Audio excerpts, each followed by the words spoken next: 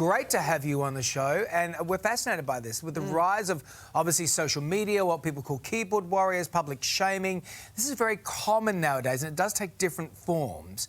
After doing this documentary, what do you make of all of this?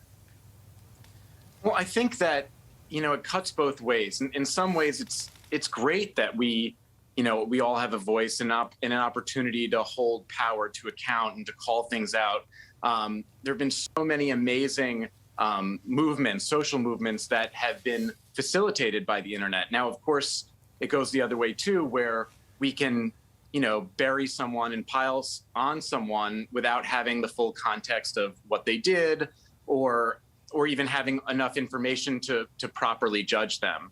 And so it's a complicated thing. It's not just good or bad. And that's why we made a film to kind of look at the nuance and the shades of grey.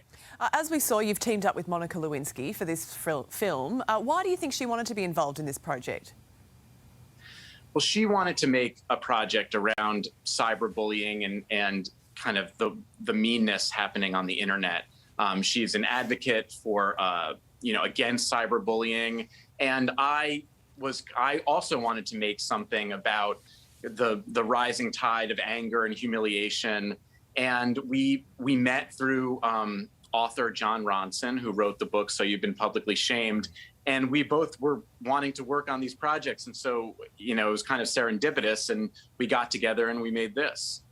Yeah, her tale is really, really fascinating. She calls herself patient zero of the public shaming in the modern world.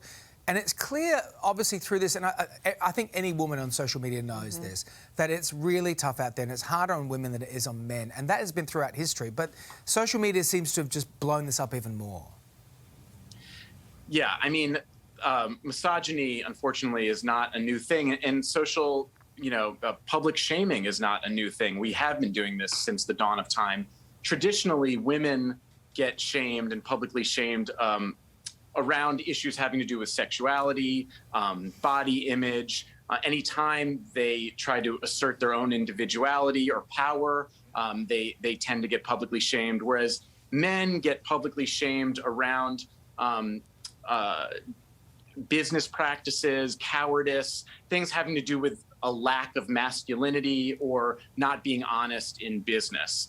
And I think, unfortunately, the internet has shown that misogyny has not gone away, and in fact is having this resurgence, this public resurgence that is quite worrisome. And so in this film you explore stories of others who've been shamed and so-called cancelled. Can you give us some examples of some of those cases?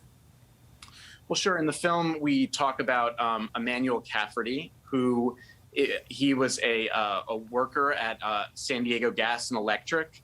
And he was driving home one day and he passed a Black Lives Matter rally, and he was a mile away from the rally and he had his hand outside of the car and he was cracking his knuckles. And someone who had been at the rally was very worked up and took a picture of him and thought he was making a white power sign with his hand. And then he tagged the employer, and within a couple hours he had been, suspended and then a few days later eventually terminated.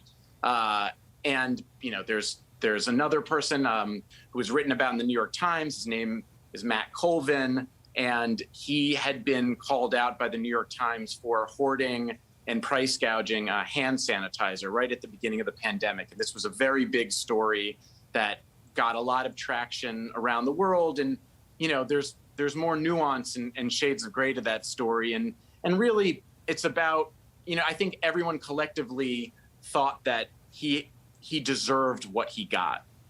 And I think part of the film is asking, what does deserving mean? And deserving what you got, what is it that people get when they have transgressed on the internet? I think where I sort of come down on this as well is that you also have other cases where, for instance, the Cosby case, which is a really sort of like he's had his whole career cancelled because of the damage he did to women historically. He served time, he's come out, now he's having say in other cases. Was that the right way that someone's been cancelled, in your opinion? Well, the Cosby case is different because he actually committed a crime. Yeah. And I think that people I think that we've been shown over and over again that people in power, people with a lot of money, have the ability to beat the justice system. And those people should be called out and canceled, frankly.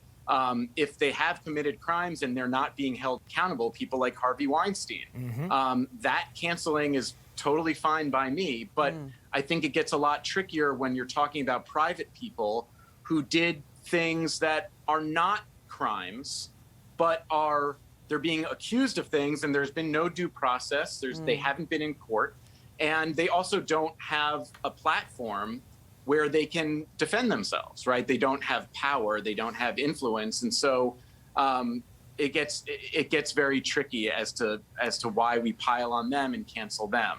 Yeah, the court of public opinion is becoming a more and more complicated thing, isn't it? Max, we really appreciate your time today. Thank you for joining us. And 15 Minutes of Shame is available on Binge from tomorrow. Thanks, Max. Fascinating. Thanks, Max.